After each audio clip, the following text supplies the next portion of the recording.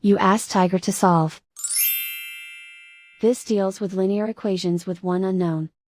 The final result is x equals 13/6. Let's solve it step by step. Group all constants on the right side of the equation. Subtract 35/6 from both sides. Combine the fractions. Combine the numerators. Reduce the zero numerator.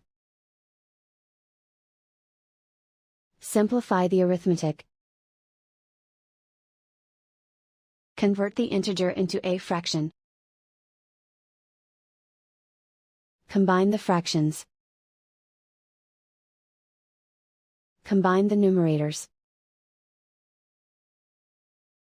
And so the final result is x equals 13/6.